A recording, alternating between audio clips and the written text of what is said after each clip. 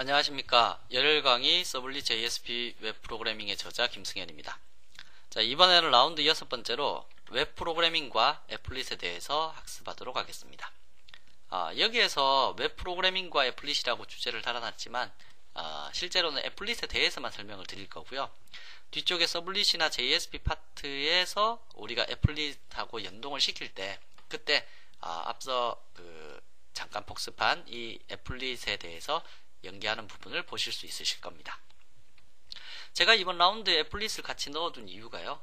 이미 자바 베이스를 학습을 하실 때 애플릿을 충분히 학습을 하셨기 때문에 깊이 있는 내용을 설명드리기보다는 이러한 애플릿도 서블릿 JSP 웹 프로그래밍을 할 때 필요한 영역 중에 하나다라는 것을 알려드리려는 의도로 포함을 시킨 것 뿐입니다. 그래서 아마 애플릿에 대해서 충분히 이해를 하고 계시는 분들도 많으실 겁니다. 일단 이번 라운드의 아젠다는 애플릿에 대해서 이해하는 것, 그 다음에 애플릿의 실행 원리에 대해서 이해하는 것, 이 두 가지로 잡아봤습니다. 우선 애플릿이라는 것을 정의 내려보자면 이미 아시다시피 애플릿은 작은 프로그램, 그거 한 가지를 이야기하는 겁니다. 근데 이 작은 프로그램이 우리가 어떤 프로그램 영역에서 포함되어서 같이 실행될 수 있는 덩어리로 구성되어 있다면 얘를 애플릿이라고 이야기를 하는 거고요. 얘는 스크립트 언어가 아니고요. 우리 자바 언어로 만들어져 있는 그러한 프로그램이다. 그리고 완전한 웹 구성 요소를 가지고 있다라는 정도로 이해를 하시면 될 겁니다. 여기에 말은 좀 어렵게 적어놨는데요. 쉽게 얘기해서 애플릿도 하나의 프로그램입니다. 라는 것을 설명드리고 있는 영역이죠. 자, 애플릿을 실행할 수 있는 방법은 세 가지입니다. 첫 번째는 웹브라우저를 통해서 실행하는 거, 두 번째는 이클립스에서 실행하는 거, 세 번째는 명령 프롬프트에서 실행하는 건데요. 자, 웹브라우저에서 실행을 할 때는 웹브라우저가 무엇을 가지고 있어야 되냐면 자바 버추얼 머신이라고 하는 가상 기계를 가지고 있어야 됩니다. 여기 JVM이 없이는 실행이 되지를 않거든요. 얘도 자바 기반이기 때문에 두 번째로 이클립스 상에서 실행이 된다라는 것은 이거는 의미를 가지는 않는데요. JDK라는 자바 디벨롭먼트 킷이 설치 안 돼 있으면 이클립스 자체가 동작하지 않습니다. 그러니까 자바가 깔려있다는 가정하에 이클립스라는 통합 도구에서도 애플릿을 실행할 수 있다는 뜻이고 마지막으로 JDK가 설치되어 있으면 실행 명령어 중에서 명령 프롬프트에서 빈 디렉토리에 있는 애플릿 뷰어라는 놈을 통해 갖고도 실행이 가능하다는 뜻입니다. 그래서 이 세 군데 중에서 어디에서 실행을 하셔도 관계는 없겠지만 우리는 웹브라우저 상에서 실행시키는 이 내용을 살펴보도록 할 겁니다. 예제도 이거 마지막에 한 가지만 만들 거예요.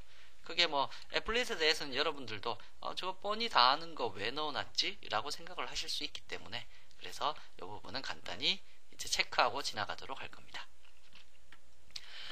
우선 제가 설명드리고자 했던 이 애플릿이라는 영역에서는 라이프 사이클을 먼저 이해를 하셔야 되는데요. 우리가 기본적인 메인 메소드를 가지고 있는 자바 프로그램을 실행을 할 때 그것의 라이프 사이클은 스태틱 초기화 구문, 물론 이 스태틱 초기화 구문은 메인 메소드하고 같은 클래스 속에 포함되어 있을 때를 얘기하는 거죠. 그래서 같은 클래스 상에 스태틱 초기화 구문이 있다라면 걔가 가장 먼저 실행이 되고 두 번째로 메인 메소드, 마지막으로 메인 메소드가 다 끝나고 나면 파이널라이즈라고 하는 모든 메모리를 소멸시키거나 어떠한 종료 작업을 처리할 수 있는 영역이 따로 있다고 했었죠. 그래서 이러한 라이프 사이클을 가지는 것이 일반적인 로컬 응용 프로그램의 흐름이었다라는 거고요. 이와 비교해서 애플릿의 라이프 사이클을 보시면 HTML이 우선 실행이 되어야 됩니다. 물론 애플릿 뷰어를 통해서 실행하는 것은 자바 파일을 다이렉트로 실행시키겠지만 얘를 디버깅이나 테스트 모드로 쓰는 게 아니잖아요. 실제 실행을 시킬 때는 HTML 등으로 작성되어 있는 웹페이지에서 먼저 실행이 될 거고요. 거기에서 애플릿 태그로 포함이 되어 있는 놈을 실행하면서 자바 클래스를 호출을 하게 됩니다. 그러면 이 애플릿으로 구성되어 있는 이 자바 클래스 내부에서는 어떠한 라이프 사이클을 가질까?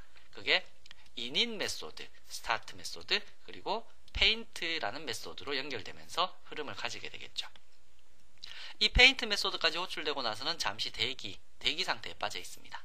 대기 상태에 그 페이지에서 어떠한 동작을 하든 간에 paint까지 온 상태에서 이벤트가 발생하게 되는 거고요.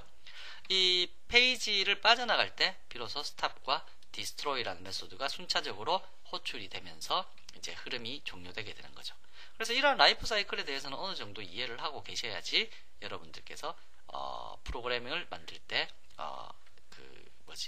프로그램을 제대로 만들 수가 있겠죠. 자, 우선 애플릿의 작성 방식과 규칙은 HTML 코드 내 애플릿 태그로 자바 클래스를 지정하는 것, 이게 가장 우선이 되겠습니다. 두 번째, 애플릿 태그에 포함된 자바 클래스는 java.applet.applet이나 혹은 자바X의 스윙의 JApplet이라는 클래스를 상속받아야지만 애플릿으로 인식이 되는 거고요. 그래서 그 클래스가 웹상에서 표현이 되는 겁니다. 자바 클래스는 웹으로부터 접속을 허용해야 하므로 반드시 접근 제한자가 퍼블릭이어야 합니다. 우리가 웹이라는 것은 그 URL 주소에 따라서 누구든지 접속할 수 있어야 되는데 얘가 접근 제한자가 퍼블릭이 아니면 당연히 접근이 안 되겠죠. 그리고 윈도우 운영체제 계열의 이벤트나 메소드는 사용할 수 없습니다. 이건 무슨 얘기냐? 우리 프레임이나 J프레임 있죠? 그 프레임에서 window.close 뭐 이러한 메소드를 사용할 수 있느냐라고 따지면 없다는 얘기죠. 얘는 뭐 종료하거나 닫는 것이 전부 다 라이프 사이클에 의해서 조정되지 우리의 이벤트에 의해서 조정되지 않기 때문에 윈도우 관련 그 이벤트나 메소드는 쓸 수가 없습니다. 그리고 경로를 지정할 때 로컬 경로를 사용하지 않아야 합니다. 뭐 로컬 경로로 테스트를 해보니까 잘 되던데요 라고 하는 것은 자신의 컴퓨터에서 개발을 하고 자신의 컴퓨터에서 테스트를 했기 때문에 그런 거지, 얘를 실제 웹에다가 올려놓고 사용을 할 때는 로컬에 있는 경로를 사용했을 때 문제가 생길 수 있다는 거죠. 서버에 있는 어떠한 정보를 참조를 하도록 만들어 놨는데 애플릿은 클라이언트 사용자에게 다운되어서 사용되기 때문에 사용자 컴퓨터에 해당 문서나 파일이 존재하지 않는다면 당연히 문제가 될 수 있습니다. 그래서 경로를 지정할 때도 우리가 웹 프로토콜인 HTTP나 뭐 FTP 뭐 등등의 웹에서 지정할 수 있는 그러한 그 패스를 이용하셔야지 된다라는 거, 이건 주의하실 만한 부분이고요. 애플릿은 내려받아져서 실행되므로 해당 사용자의 컴퓨터에 필요한 파일이 없다면 문제가 발생한다. 방금 얘기한 거죠. 따라서 서버의 경로를 지정하는 방식을 취해야 하는데 요 서버의 그 패스를 지정하는 두 가지 메소드를 지원하고 있습니다. 하나는 getCodebase라고 해서 우리가 지금 그 애플릿으로 만든 자바 파일이 있는 위치를 얻어낼 수 있는 메소드입니다. getCodeBase. 두 번째는 getDocumentBase라고 해서 이 애플릿이라는 것은 HTML 코드 내에 포함된다 그랬잖아요. HTML이 있는 위치, 요것을 웹상의 경로로 얻어낼 수 있는 게 getDocumentBase입니다. 그래서 이 두 가지를 적절하게 활용을 하셔갖고 내가 필요로 하는 파일을 얻어오도록 형태를 지정하셔야 된다는 뜻이죠. 자, 만약에 이 애플릿을 실행을 할 때 HTML 내에 있는 애플릿을 실행을 할 때 HTML에서 매개 변수로 뭔가를 전달을 해주고 싶다 라고 하신다라면 param이라는 태그를 통해서 전달을 할 수 있습니다. 자, 이러한 형태로 해서 애플릿 태그를 한번 살펴보면 애플릿 태그는 우선 그 애플릿 클래스명을 이렇게 지정을 하셔야 됩니다. 점 클래스까지 포함해서요.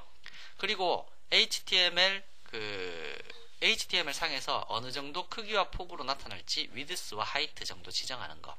그 다음에 코드베이스라는 거는 이 애플릿이라는 놈이 HTML하고 동일한 경로에 있지 않을 때 위치를 따로 지정하는 놈인데, 이렇게 상단에 있는 요 네 가지가 가장 기본적인 태그의 속성들입니다. 그 외에는 옵션들인데요. ALT라고 해서 애플릿이 표시되지 않는 이제 텍스트 전용 브라우저에서 애플릿이 나타나지 않을 거잖아요. 그때 어떠한 글자를 띄우고 싶다. 이 브라우저는 애플릿을 지원하지 않습니다. 라는 글자를 넣고 싶다라면 이러한 속성 값에다가 집어넣으시면 되고요. 하나의 페이지 속에 여러 개의 애플릿이 있을 때 걔를 구별하기 위해서 이름을 지정해 줄 수도 있습니다. 그 다음에 애플릿이 위치되는 거 align, 그 다음에 가로 여백, 세로 여백, 뭐 이러한 것들, 세로 여백, 이게 vertical space, horizontal space라고 해서 여백들도 지정할 수 있고요. 요 밑에 것들은 옵션들이니까 필요하면 사용하시면 됩니다. 그리고 앞서서 HTML에 있는 애플릿이 실행할 때 매개 변수 전달해 줄 수 있다 그랬죠. 그게 param이라는 태그를 통해서 전달할 수 있고 name과 value를 통해서 특정 값들을 전달해 줄 수 있습니다. 보통 어떤 파일을 읽어서 처리하도록 만들어주고 싶다 할 때 파일 네임을 하나 지정해 놓고 파일명을 넣어서 전달을 해줄 수도 있고요.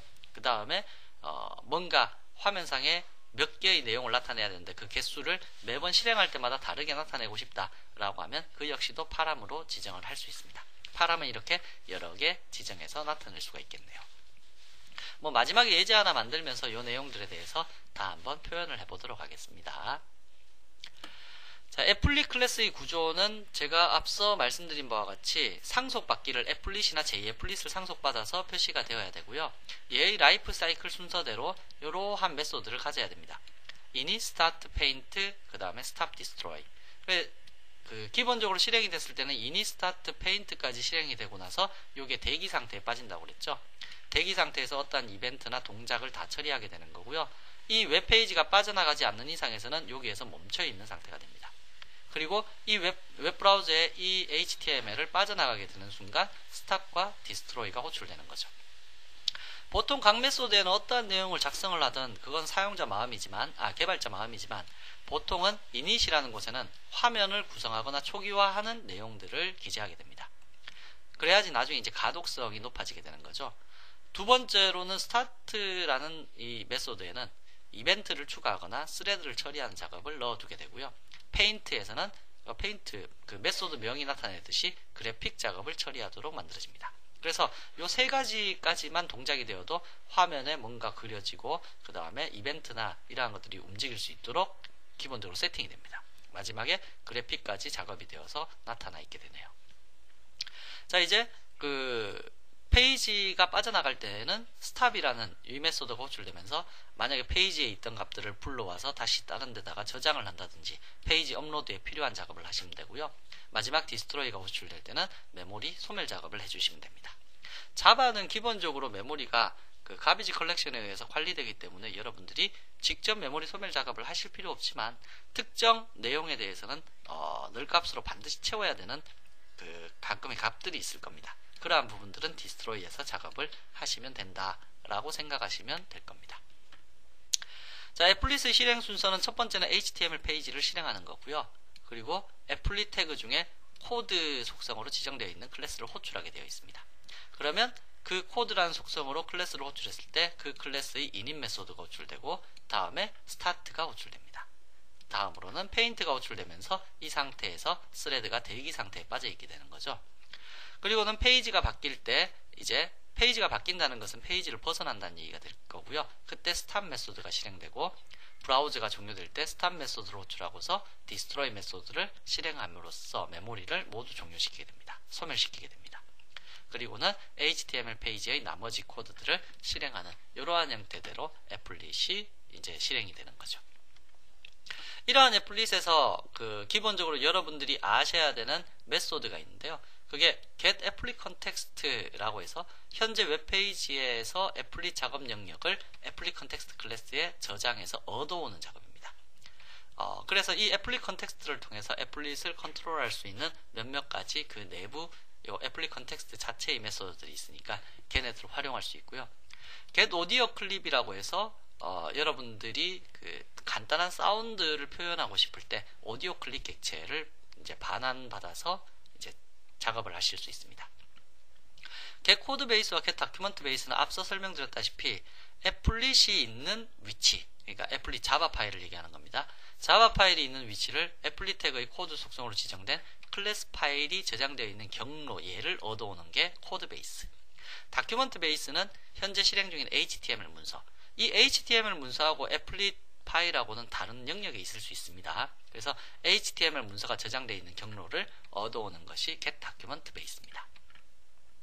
다음에 getImage는 내가 만약에 이 애플릿상에서 어떠한 이미지를 표시하고 싶을 때 URL 경로의 이미지를 객체로 얻어오는 것이 getImage.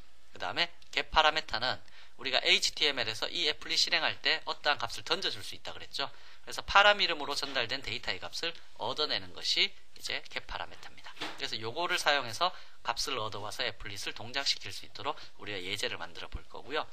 자, init 메소드는 이건 조금 전에 라이프 사이클에서 설명드린 거. 스타트 메소드는 init 메소드 다음에 이어서 실행되는 이벤트나 스레드 처리하는 영역. stop은 HTML 페이지 벗어날 때.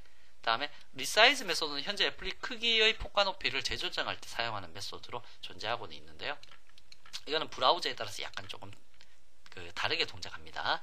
다음에 show status는 웹브라우저의 상태 표시줄에 특정 메시지를 출력할 때 사용을 하는 겁니다. 자, 이러한 대표 메소드들이 있는데 이것 이외에도 몇몇 가지 메소드들이 더 있는데 그렇게 많지는 않습니다. 그래서 여러분들이 스윙이나 혹은 뭐 프레임과 같은 클래스를 J프레임이나 프레임과 같은 클래스를 사용을 하실 때 쓰던 그 내용들은 모두 사용을 하실 수 있는데 윈도우와 관련된 메소드들 빼고는 다 사용할 수 있고요. 그리고 애플린만의 독특한 이러한 메소드들도 추가적으로 이용할 수 있다라는 정도 기억하시면 될 겁니다. 이게 과연 우리가 웹 프로그램을 할 때 어떤 의미를 가지게 될까요? 라는 부분은 나중에 서블릿 JSP 파트에서 따로 한번 공부를 해보시고요. 간단한 애플린 예시, 우리 많이 해봤죠? 그 화면상에 뭐 랜덤하게 별 찍기, 뭐 그러한 것들, 매개 변수로 몇 개까지 찍을 거냐, 요거 받아들여 갖고 화면상에 뭐 스레드로 뭐 몇 초 간격으로 랜덤하게 이제 그 별을 찍는 그러한 이제 우리 책에도 아마 있을 겁니다. 그래서 그 예제를 한번 작성해 보도록 하죠.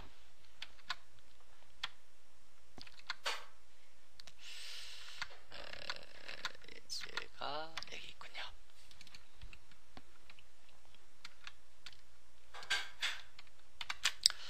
자, 보시면 이제 6번째 프로젝트를 생성을 하게 될 거고요. 다이나믹 웹 프로젝트로 만들 겁니다.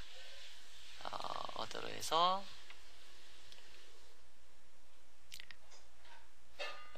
웹인가요? 자, 라운드 언더바 06이라고 생성을 시키고요. 그리고 패시스는 2.5 그대로 되어 있고 피니시에서 만들면 되겠네요.